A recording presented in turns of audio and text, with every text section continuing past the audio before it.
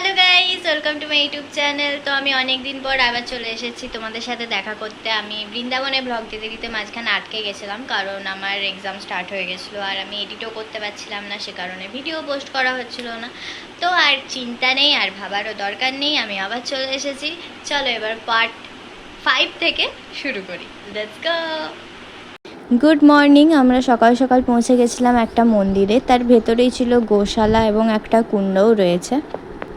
এরপর সোজা আমরা চলে গেছিলাম রাজস্থান। হ্যাঁ, রাজস্থানের একটা সাইডে ছিলাম আমরা, আর এটা হলো ডিগ রাজার প্রাসাদ। চলো এবার আমরা গিয়ে ভেতরটা ঘুরে আসি। ভেতরে যাওয়ার জন্য টিকিট লেগেছিল।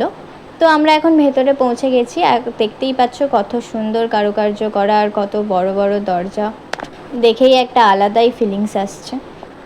ভেতরে ঢুকেই আমরা কত সুন্দর ফোয়ারা দেখে নিয়েছিলাম, কিন্তু তার মধ্যে একটু জল ছিল না। এরপর আমি এর মধ্যে ঢুকে একটু ঢং করে নিচ্ছিলাম।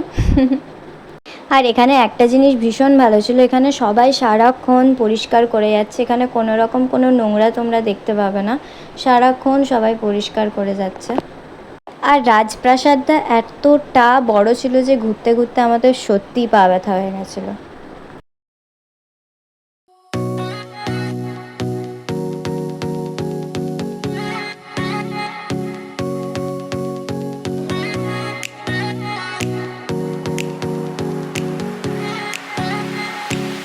ওটা ছিল হাওয়াখানা, এখন একটু ভেঙে গেছে, তাই কাজবাজ চলছে। আর বকটা এখানে খুব সুন্দর দেখতে লাগছিল, আর এখানে ফুল গাছে তো ভর্তি। আর এখান থেকে আমরা একটা দারুণ জিনিস দেখলাম, ওই যে দূরে দেখতে পাচ্ছ ওই ওপরে, ওটা কামান, ওখানে বড় বড় কামান রাখা রয়েছে। ফাইনালি আমাদের রাজবাড়ি ঘোরা কমপ্লিট হয়েছে। এখন আমরা চলে এসেছি বদ্রীনাথ ধাম।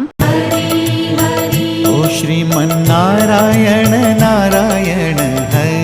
এরপর আমরা সোজা চলে গেছিলাম নীলকণ্ঠ মহাদেবের মন্দির। আর এখানকার সব মন্দিরগুলোই পাহাড়ের ওপরে ছিল, আর এটাও অনেকটা উঁচুতে ছিল উঠতে, তাই একটু অসুবিধেই হচ্ছিল। চলো তোমরাও দর্শন করে নাও নীলকণ্ঠ মহাদেবকে। আর ওইখান থেকে ভিউটা এত সুন্দর ছিল, আর আমাকে দেখে তো বুঝতেই পারছো কতটা পরিমাণে হাওয়া দিচ্ছে, আর এখানে এতটা শান্তি লাগছিল যে কি বলবো। এরপরেই সোজা চলে এলাম আমরা কেদারনাথ। কিন্তু এত সহজেই তো আর কেদারনাথ দর্শন করা যায় না, তাই এখন আমাদেরকে 350টা সিঁড়ি অতিক্রম করে কেদারনাথের সাথে দর্শন করতে যেতে হবে।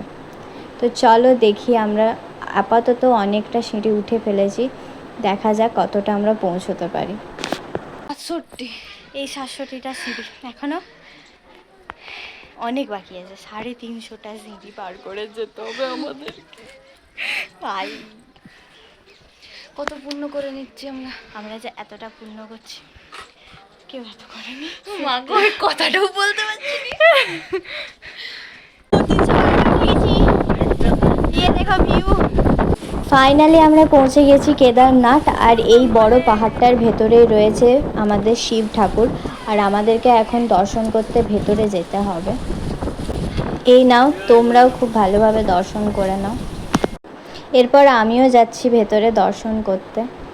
সারা হর লিয়া তমস মেরা নমো নমো শঙ্করা ভোলেনাথ শঙ্করা জয় ত্রিলোকনাথ শম্ভু হে শিবায় শঙ্কর।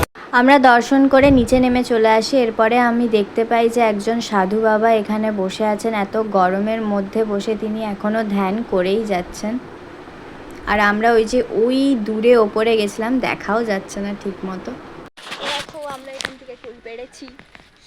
ওখানে অনেক বড় একটা কুল গাছ ছিল, আর আমি দেখে তো আর লোভ সামলাতে পারিনি, আমি আর বাবা মিলে চলে এসেছি কুল ঘোরাতে। আর দেখে নাও আমি এখানে বসে বসে কুল ঘুরিয়েই যাচ্ছি, এতগুলো ঘুরিয়েছি তাও আমার হয়নি, আমি আরও ঘোরাচ্ছিলাম। এরপর আমরা সোজা চলে যাই চরণ পাহাড়ি। এখান থেকে ভিউটা অপূর্ব সুন্দর দেখতে লাগছিল। আর এই হলো শ্রীকৃষ্ণের আসল চরণ। দেখেই কেমন অদ্ভুত লাগছে, তাই না? আমার তো বিশ্বাসই হচ্ছিল না। এরপরেই আমরা সোজা চলে গেছিলাম পিছল পাহাড়ে। আর পিছল পাহাড়ের গল্প তো সবাই জানে, শ্রীকৃষ্ণ ভগবান এখানে পিছল কাটতেন, তাই এখানকার পাহাড়টা দেখো সত্যি কি সুন্দর পিছলের মতন হয়ে গেছে, এখানে সবাই পিছলও কাটছিল। আর এইখানে শ্রীকৃষ্ণ, বলরাম এবং তার সখারা ভোজন করেছিলেন। এরপর আমরা সোজা চলে গেছিলাম 84 খাম্বাতে। তো আজকের মতো আমাদের ট্যুর এখানেই শেষ হলো। কালকে আবার আমরা কোথায় ঘুরলাম তোমাদের সাথে শেয়ার করব। আমি ব্লগটা এখানেই শেষ করছি। আর এই ব্লগে কিছু কিছু ভিডিও মিসিং আছে, তার কারণ আমার ভুলবশত ভিডিওগুলো কিছু ডিলিট হয়ে যায়। আর আমি কিছু কিছু ইউটিউব থেকে আর বাবা মার কাছ থেকে যতটুকু পেয়েছি তা দিয়েই ভিডিও বানিয়েছি। তো ভালো লাগলে লাইক কমেন্ট শেয়ার সাবস্ক্রাইব করে দেও। আর কালকের আমি খুব ভালো ভিডিও নিয়ে তোমাদের সাথে দেখা করব। চলো টাটা, পার্ট 6 এর জন্য ওয়েট করো।